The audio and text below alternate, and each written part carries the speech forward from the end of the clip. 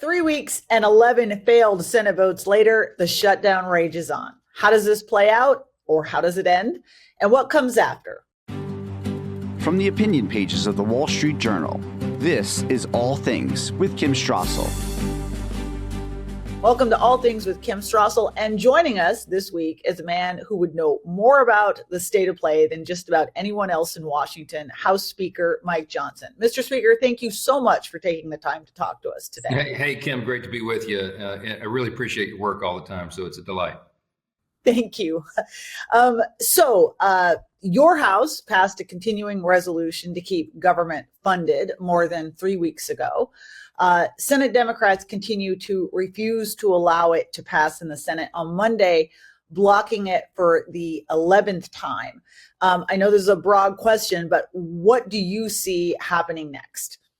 Well, thanks. It was actually over a month ago now, 32 days, not that anybody's counting, but we passed that on September 19th. And what's really important, and we sound like a broken record, but that's what's required to get the truth out there, is that this is a totally clean, nonpartisan continuing resolution. It's exactly what Chuck Schumer voted for just this year, 7 months ago in March, and gave an impassioned plea on the Senate floor saying it was the only logical and right thing to do because it would inflict pain on the American people to shut down the government.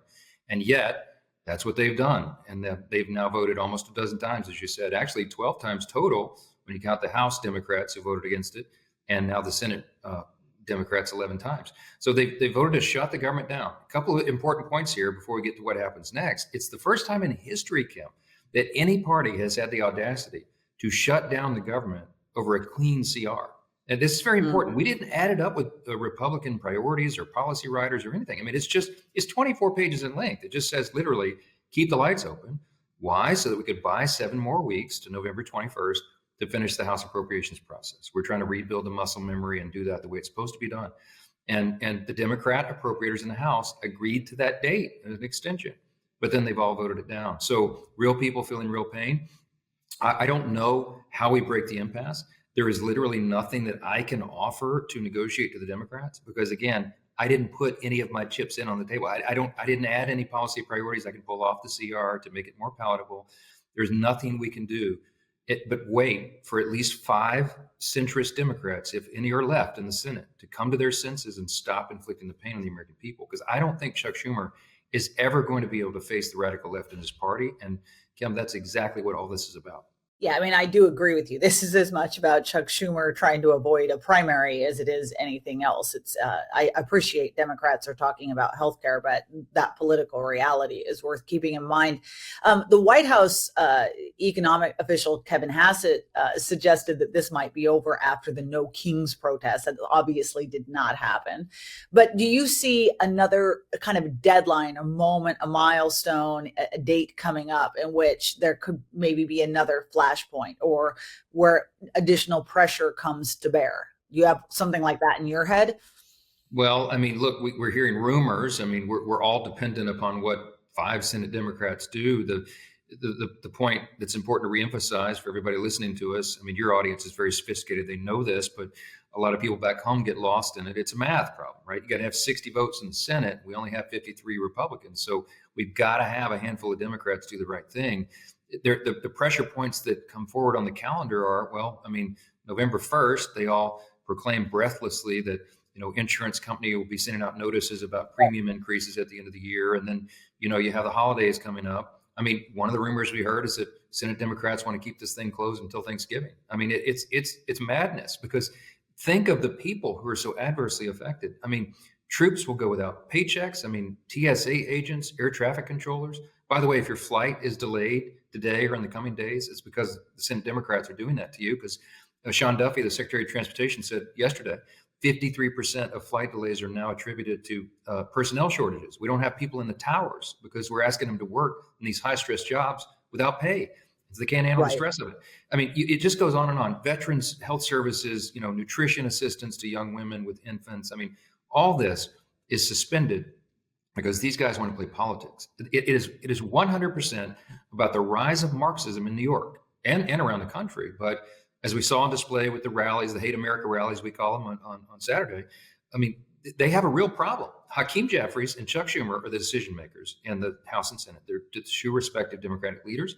They both hail from New York. They both are afraid they're going to get a challenge in their next reelect from a Marxist, a disciple of Mondami.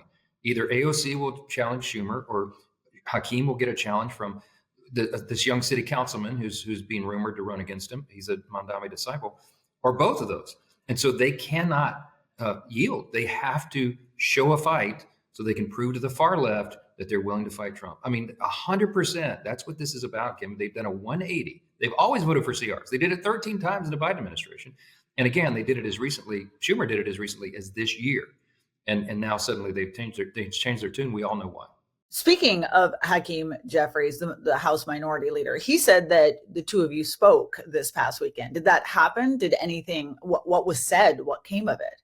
Yeah, I called Hakeem. I mean, we both agreed to stay off the record. It was a personal call. I don't hate anybody in this building, Kim. And you and I know we share this philosophy. These aren't our enemies. These are our fellow Americans. We have battles over ideas. And this is how the founders envisioned for this to work. But I don't hate Hakeem. In fact, I like him personally. I mean, I regard him as a friend. And he and I have had a good relationship as the two respective leaders of our parties here of trust. And all of this has gotten kind of personal. I regret that. I told him that it shouldn't be personal, and we're going to fight out on policy, but we're going to keep it friendly on a personal side. That's important to me as a Bible believing Christian. I think that's an important thing. Hakeem and I have that share that belief in common, and that's really what that conversation was about. Yeah, I actually miss that. Things certainly feel a lot different than when I was first in Washington 25 years ago. There's a lot more animosity and a lot less talk about ideas. So I'm glad to hear you guys are keeping that open. Let's dig into something that you just said. I mean, I think some people, and it's an interesting thing, you're talking about the pain and the disruption some people are having. On the other hand, I think that, for many Americans, at least so far, this has kind of been something that's happened without a lot of awareness because it hasn't affected their day-to-day lives. And that's in part because, look, the Trump administration, this is not their first shutdown rodeo, and they learned a lot of useful moves the last time they did this to try to ease the difficulty of a shutdown. I know troops have been paid once, but it sounds as though the options are beginning to run a little bit more slim. And things, I saw a story the other day saying that they're now scrabbling to try to find some pots of money to maybe pay air traffic controllers, because you're beginning to see a lot of them calling in, unable to come in the job. What do you foresee else happening in the coming weeks as it becomes more difficult to allay the pain of this and more widespread ramifications of the shutdown? Well, I greatly respect our commander-in-chief. I spent a couple of hours with the president in the Oval Office last night, and we talked about all these things. He is bending over backwards. I mean, really doing heroic work to try to find these pots of funding that have been unspent or unobligated and move it over to address the first priorities. I mean, paying the troops, that's solely because President Trump stepped into the breach and decided to do that, using his authority as he has to make sure that our first priorities are first. We take care of those who are serving and taking care of all the rest of us. But it's not an inexhaustible fund, and that is the problem. We don't know if there's enough to pay the next paycheck period, which of course is the end of this month. And so it starts to get very real and very dangerous. You're talking about air traffic controllers. I mean, we were already shorthanded, right? And for the people who use, commercial air and private air for that matter, I mean, influential people, business travelers and everyday hardworking Americans, your lives are going to be disrupted in so many ways. The pain has been delayed in some respects. One good example is with the WIC funding, women, infants, and children, these nutrition programs they rely upon. The president found a way to bootstrap from a 1930s era statute. His legal team dug in and found a way to use tariff revenue to cover some of those funds. But again, these are not inexhaustible pots of money. We can't do this forever. And real peril is right around the corner. I mentioned in the press conference this morning, nuclear deterrence. I mean, we have the people in charge of our nuclear arsenal who are being furloughed right now. This is not a game. It has very serious implications. And the Democrats are willing to play politics, and it is disgusting to us. So this has dragged on for so long, and thank you for the correction. You guys did pass your CR a month ago. Government shut down a bit later than We that. all get lost in the days right now. It's madness. I know. But because this has dragged on so long, I now see talk in the Senate that this original, the CR that you did pass, which would have provided a patch until mid-November, that now we've eaten up so much time that might not give everyone enough time to actually get regular appropriations done after government open. And so now there's talk about having the House come back to pass yet a new CR that would give you more time.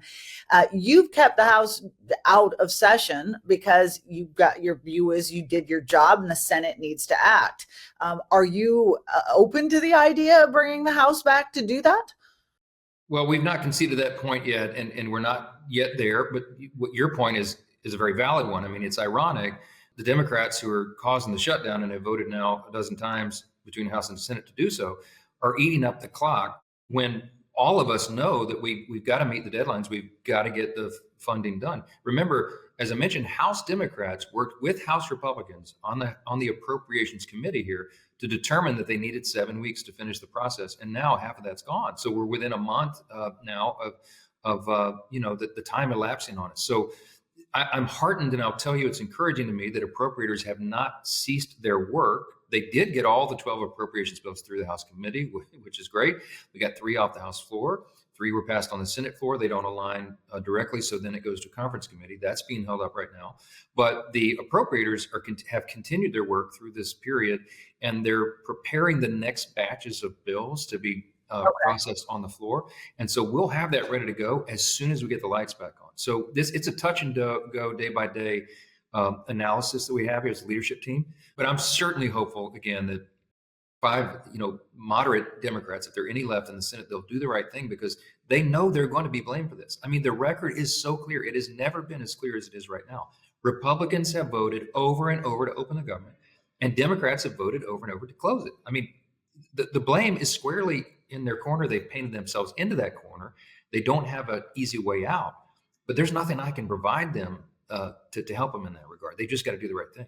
One other flashpoint that's come up, and I just want to get you on the record on this because I have to be honest, I'm a little confused at the flap over it myself, but there's been a lot of complaints from Democrats. Adelita Grijalva won a special election in Arizona on September 23rd to finish the rest of the term of her father, Raul Grijalva, who passed away in March.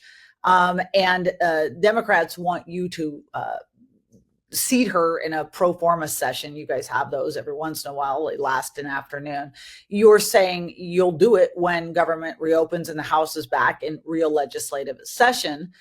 There's been protests. There's a threat of litigation out of Arizona. Some are even claiming that you are trying to refuse to seat her to stop her signing this discharge petition over the Jeffrey Epstein files. Am I missing something here? I'm not entirely sure about this outrage. She's not missing any votes. And even if she were sworn in and signed that petition tomorrow, no action can happen on it until the House does come back into legislative session. What is going on here? It's total absurdity. What you're seeing is the art of distraction. It's a red herring, right? So the Democrats, they don't have a leader, they don't have a platform, they have no policies they can articulate, and they aren't even able to say what they want to get out of the shutdown, short of their initial counter proposal to spend $1.5 trillion new dollars and give $200 billion in healthcare to illegal aliens on the back of U.S. taxpayers, among other nonsense. They know we're not doing that. It wasn't serious. And so because they have none of that, and because they know they're increasingly, the American people are understanding what's going on here because we're so consistent in sharing the truth every day, they're being blamed rightfully for the chaos that's ensued. So they're looking for distractions. So they've lobbed onto this thing about Rep-elect Grijalva. It is total and utter nonsense. And I've had to explain it in press conferences almost every day. When that is the issue of the day, they have nothing to argue about. So real quick, the quick summary is, you're right. She was elected September 23rd in a special election to fill her father's seat. Well, the important thing about that date is we were already out of session. We had already finished the work. We've not been back to legislative session since then. I've told her, and I've told all my Democrat colleagues, I'm happy to administer the oath to her as soon as we get back to legislative session, as soon as Chuck Schumer, and by the way, the 2 Democrat senators from her state in Arizona, Kelly and Gallegos, vote to reopen the government. I'm happy. We'll do it on the first day we're back. But here's the thing. I'm following the Pelosi precedent on this. They're saying that this is some sort of like constitutional, violation or something. It's a joke. The attorney general from Arizona just wants publicity. So she's lobbed onto this as well to get her day in the sun. Bring it, sister. Okay. It's the Pelosi president. Okay. When my dear friend Julia Letlow was elected in a very similar circumstance, tragically, she lost her husband, my friend Luke, from COVID, and she ran in a special election to fill his seat. She was elected. Speaker Pelosi took 25 days to administer her the oath. We didn't have protests and go, doing TikTok videos about it because we understood that's just the way the process works. Two Democrats, other example, Pat Ryan and Joe Semplinsky. When Nancy Pelosi was Speaker, they were elected in a special election during the August recess. And so she appropriately waited 21 days to administer the oath to them after we got back to legislative session. We're doing exactly how this has always worked throughout the years. There's nothing to see here. And I told Rep. Grijalva, in the press conference, I explained, and I told Hakeem, she needs to get to work. She needs to stop doing TikTok videos and serve her constituents. The only thing that she hasn't done is taken the oath and will administer it as soon as possible. But in the meantime, she should be taking her constituent calls. She should have her 16 employees that she's already hired in here working, like all my staff's working, to handle the crisis that has been created by the Democrats. Her constituents have serious challenges and problems right now. She can be directing them to the right offices. And if it's something outside of her scope, she can send it to her two senators, because they apparently have a lot of idle time right now because they're doing TikTok videos themselves out in front of my office for publicity stunts. So the whole thing is ridiculous.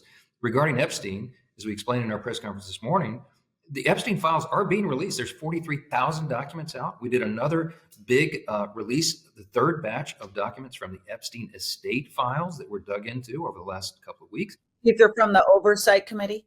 Yes, the Oversight Committee has been working in bipartisan fashion in this investigation. I mean, they're dug in. You got some of the biggest, bulldogs in Congress on the R&D side, all working on this. And I mean, what they released last Friday was Epstein's flight logs, his personal financial ledgers. I mean, his daily calendar. I mean, it's stuff that people have been wanting, and all that's happening. They've got subpoenas pending. They released the Acosta transcript of the interview they gave with him. I mean, all this is newsworthy stuff. So this has nothing to do with Epstein. It's totally unrelated in any way. And all that's happening right now and will continue to. I just want to, while I still have a chance to talk about, the proximate argument Democrats are making for the shutdown. We've talked about the political reality of, Chuck Schumer and a primary, et cetera. But they're talking a lot about healthcare, and in particular, their demand are these enhanced Obamacare subsidies that were enacted during COVID. They were meant to be temporary. Democrats themselves made them so that they expired. Now they're about to expire.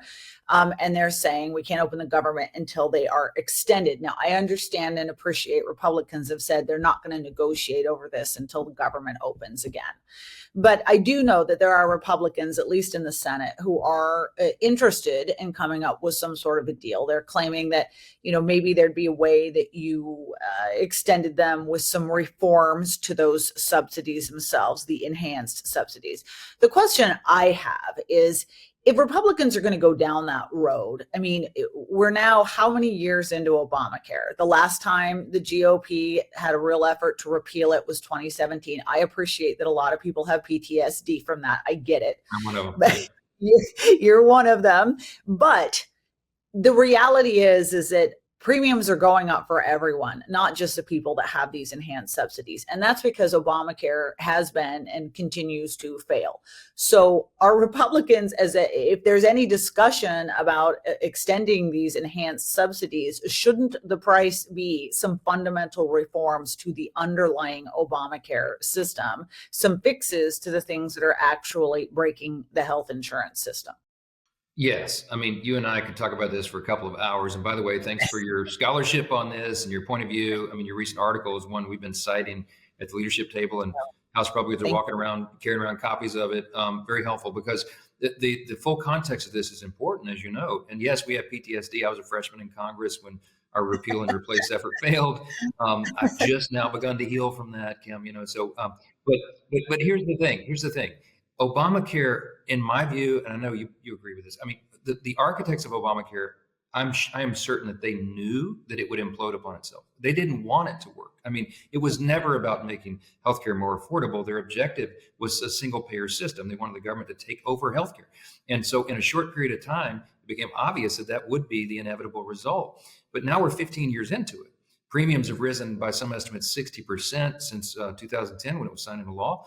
And it did exactly the opposite of what was promised. But the sinister thing about Obamacare is, and the way the architects did this, it was diabolical. I mean, in my view, they got the roots in so deep that actually pulling it out from the roots and repealing and replacing is almost an impossibility now because it is so deeply ingrained in it. It involves probably 15% of the U.S. economy, and it will be a catastrophic kind of cascading event if we just repealed it outright. So what we have to do is repair that broken system. We have to bring costs down. We have to increase access to care and increase quality of care. I want to tell you right now, there's only one party who has any real ideas or care or concern to do that, and it's the Republican Party. And we publish these ideas. When I was the chairman of the Republican Study Committee, the largest caucus of conservatives in Congress, back in 2019, we published a 2-volume set of all of our ideas. We worked on it for a year in a task force working group with physicians and stakeholders and all the rest. And we published a menu of options to fix healthcare and achieve those objectives. We have many of those ideas now. This subsidy thing is, again, a red herring. It's a distraction. The subsidy does not expire to the end of December. Everybody knew that. We had always been planning to hash it out and have those bitter debates through October and early November to figure it out. And if there is going to be an extension, there have to be massive reforms. I mean, you and I both know there's no height protections that apply to this. There's no income caps on it.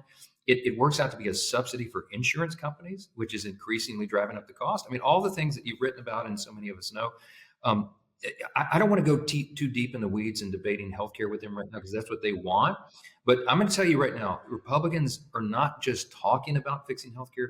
We're the ones actually doing it. We did it in the One Big Beautiful Bill, the Working Families Tax Cut, the Medicaid reforms that we put in there. The CBO, the objective analysis, has come out and said, congratulations, we agree it's going to achieve its objective. Why? Because we got ineligible enrollees off of Medicaid, and it's going to save, by the CBO's estimate, about $185 billion. We won't be Medicaid won't be funding illegal aliens anymore, or young able-bodied men with no dependents who are siphoning the system and draining resources from the elderly, disabled, and young pregnant women who really need it. So we have many more ideas like that. But it's going to take time to build a consensus to fix it. The last point is very important. It was never appropriate or possible for this to be resolved in a CR. This is not a continuing resolution issue. That's why our bill was so simple and nonpartisan. We were trying to keep the lights on so that we could get to these more complex issues. And ironically, again, it is the Democrats who are preventing that. Well, that's an excellent point. And I think it's one that hasn't been made, is that this is actually a vastly complicated question. It's not a question of just extending these subsidies. It makes me very happy to hear you say all that too, because it sounds as though the understanding is that to simply extend these enhanced subsidies would indeed be handing them their ultimate goal, as you described it, which is to make this a system that fundamentally, ultimately just ends up getting paid for by government. So that's right. And let me add one more thing that no one's really talking about. But when we did the One Big Beautiful Bill and the House passed version of the bill, we had cost sharing reductions, which is a provision that would bring down the cost. It would save taxpayers about $30 billion in healthcare, and it would have brought the premiums down by 12%. The Senate Democrats, the same people who are kicking and screaming now and shutting the government down, pulled that provision out of the bill and refused to do it. And what they're demanding right now is they want a full extension, permanent extension of the subsidies, which would not save $30 billion. It would cost taxpayers $358 billion. And by the way, it would only reduce premiums by an estimated less than 6%, 5.8%. Okay, so consider that. We were going to save a lot of money, billions and billions, tens of billions of dollars. We were going to bring the premiums down by 12%. They want to spend almost over $350 billion more and less than half of the premium reduction. When the facts are the facts, and the facts are stubborn things, and they're on our side. Okay. Well, you know what? We wish you well in this next stage of your shutdown journey. We thank you very much for spending some time with us on what is, I know, a very busy time. We want to thank our listeners. If you like the show, please do hit the subscribe button. And if you'd like to write to me, you can at atkim@wsj.com.